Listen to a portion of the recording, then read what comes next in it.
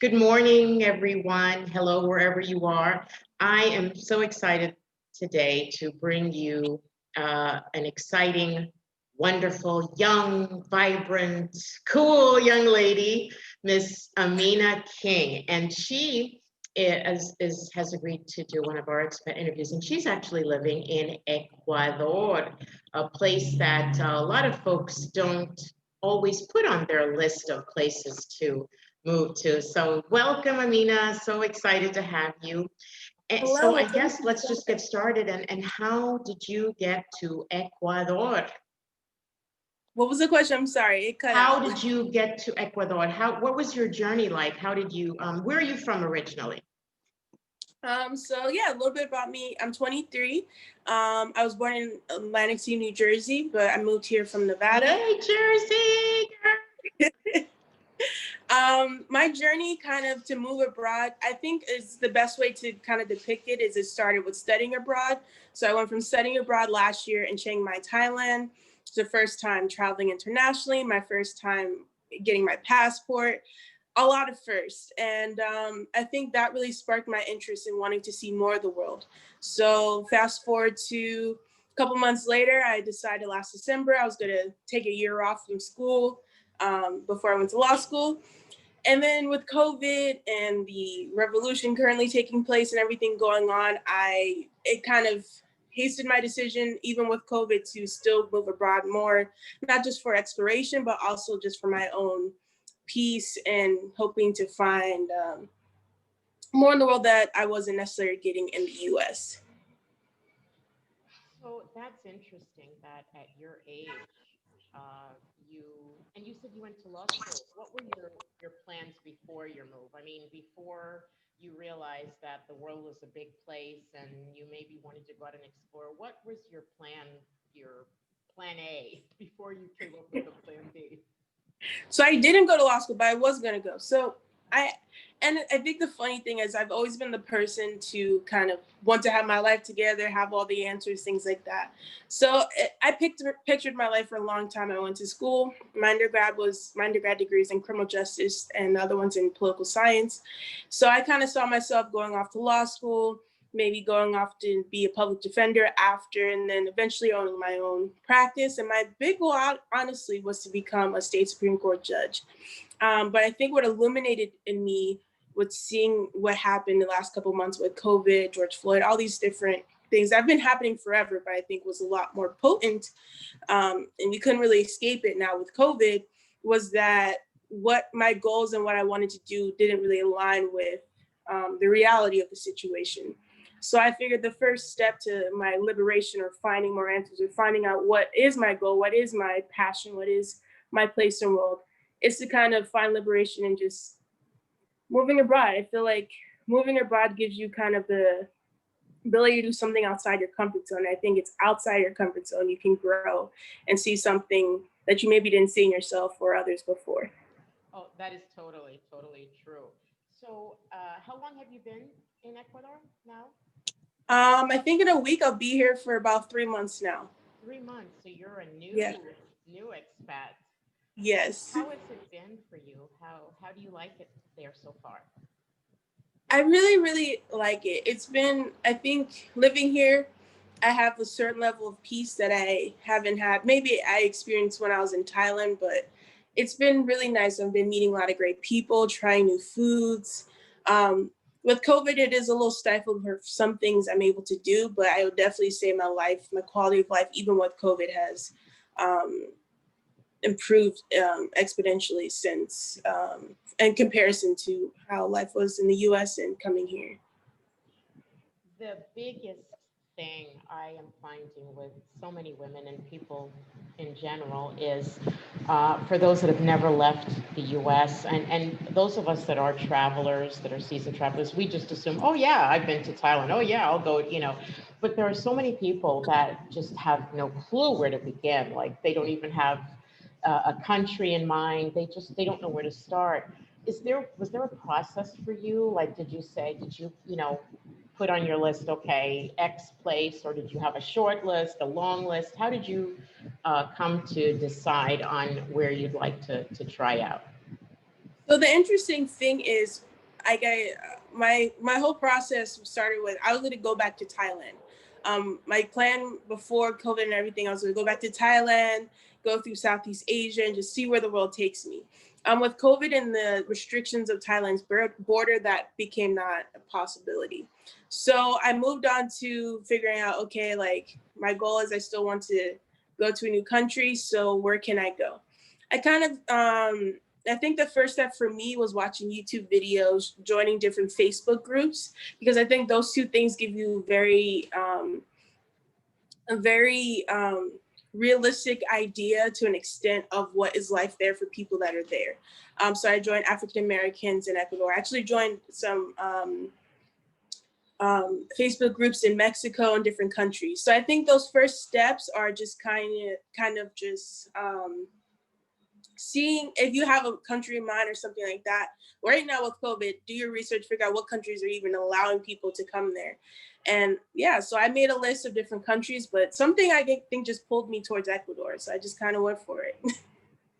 Yeah, that is what a lot of people have said. And I always say this, and I like to repeat it. I expated 13 years ago from the US. And back then, there was no Facebook group. There were no resources, especially for women of color, per se. So it was really difficult for me, to find other people. But now it's so easy, like you said, there's so many, I mean, any place that you could imagine that you'd like to even consider, there's usually a Facebook group for that country or that city. So it's so much easier now. And like you said, I mean, there's just people that have gone on before you, and it just gives you a really good armchair feel for what's happening in a city. How has it been culturally for you? I know you said you've been in Thailand, but specifically Ecuador, how has it been? I know the Latin culture there is a little bit different.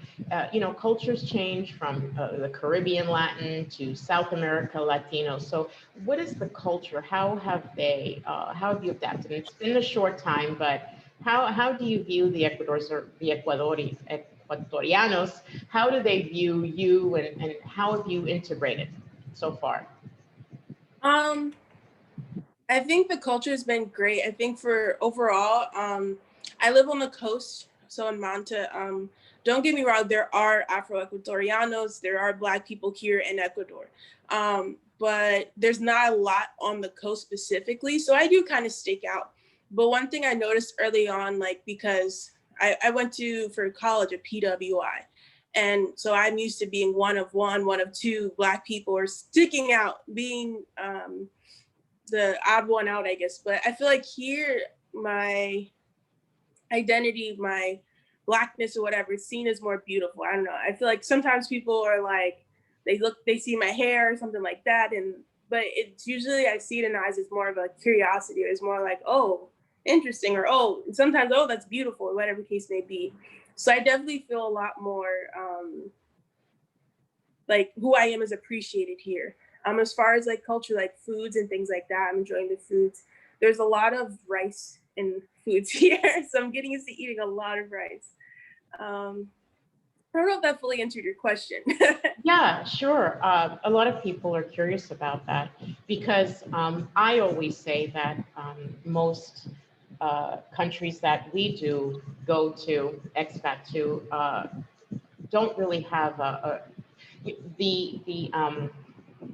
the Black expat is new expat, right? On the scope of other expats. So they really don't know much about us except what they see on television, so like you said, there's a lot of people that are thinking about moving. They might say, oh, well, I don't know. I mean, what do they think about Black people or white people or Spanish people or whatever?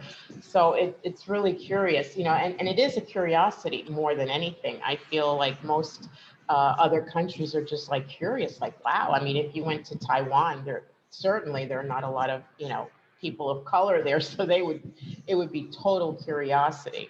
So that's really cool. So the food is good, the climate is good. Are there other expats in your city, in your town? Not Yes. people of color, but I mean, do you have like a big expat community where you live?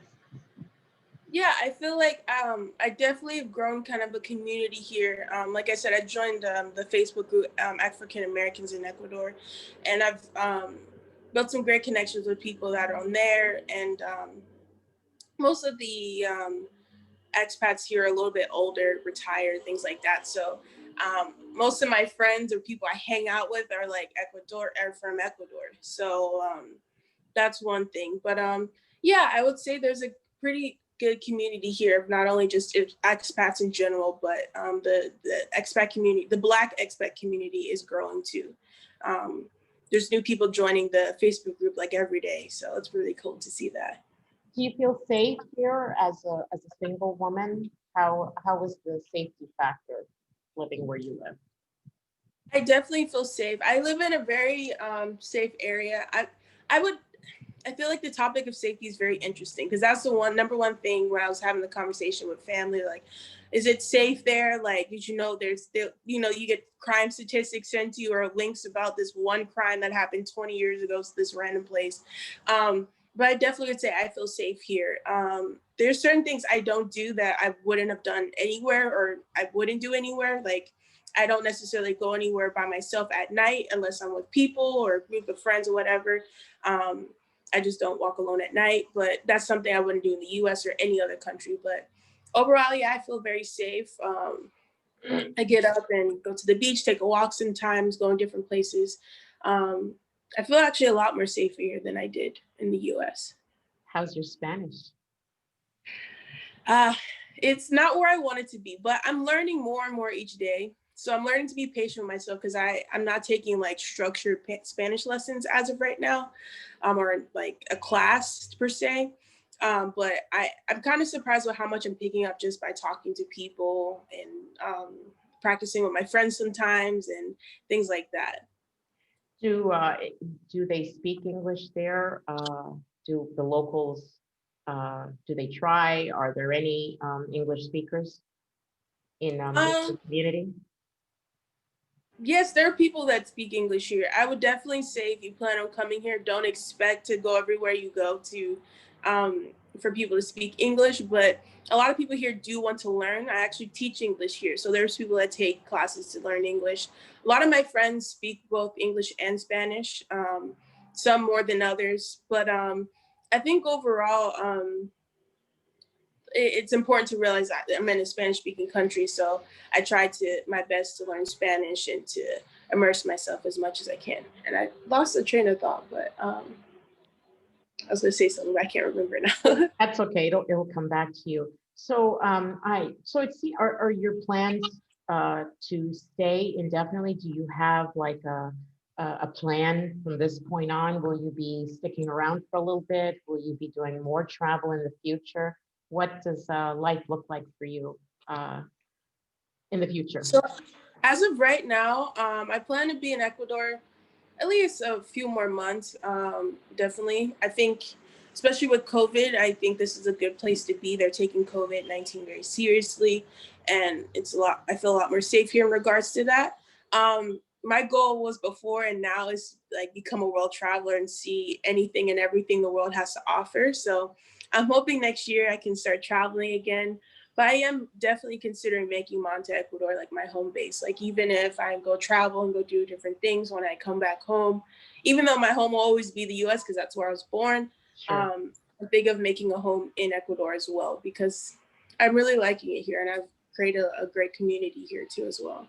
I love that you said that. That's very interesting because I am one of the mindset that you know the U.S. is always home. You know that's where we were born. That's where we're from. But you know there comes a moment and you found a place where you're like, wow, this is you know this is where I'd like to have my base, and then from here just do a jump off, like we say. You know, and I think that that is really important that a lot of people you know, realize like, oh, I left the US and I'm never going, you know, it's just about finding a really comfortable spot that you know, that you really vibe and you feel comfortable there. And like you, and you want to go out and explore. So I'm excited to hear that you have found your little spot, you know, your little jump off spot. Because I think that's what a lot of us should, a lot of people, you know, future travelers and expat, potential expat people should think about that. It's not that, you know, okay, I left and I'm never, ever, ever going back, you know, or I'll never find a spot. But you do. Like, I feel that way about here in Mexico. This is my little jump off spot, but I would like to explore other places as well. So I'm so excited to have a few moments with you. I know that a lot of women will enjoy listening to your your transition. And are there any words of wisdom, any words of advice that you can give to young women, not just women of color, but any woman that is looking to travel abroad that has not yet done so, that's doing this for the first time and feeling a little uneasy about the transition? Um, I would say maybe two things. Number one, I think like when it comes to solo travel, I know a lot of women are kind of apprehensive, like, is it safe, things like that. I think the biggest thing that motivated me to go is like, do I really want to wait for a friend or family member to be ready, or do I want to go when I'm ready? Because at the end of the day, if you spend your life waiting for other people, you might be waiting a long time. And then on the other hand, I just say that, you know, there's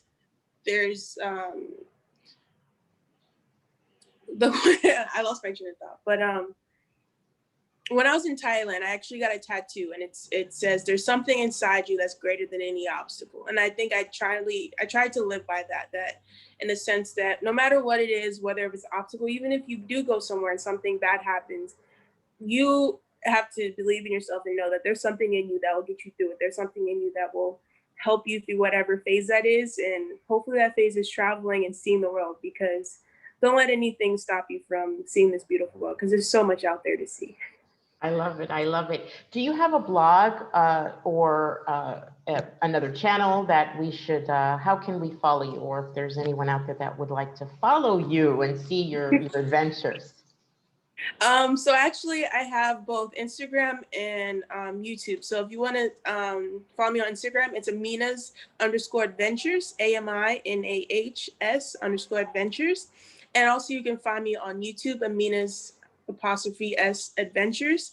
Yeah, I've been trying to make content for YouTube, not only for people that plan to move abroad, but also just sharing my story and just day-to-day things. So follow me on there. And if you have any questions, if you're thinking about moving abroad, feel free to DM me on Instagram as well.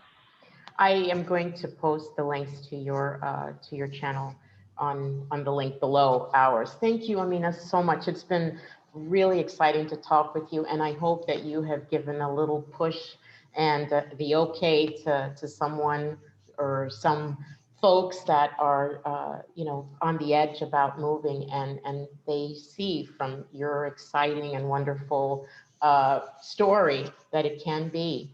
It actually can be done, and just follow your heart. Thank you, Thank you so and much for having all the me. best to you. And we're going to be following your travels and adventures all over the world. Thank you so much. And thank you so much for having me. My pleasure.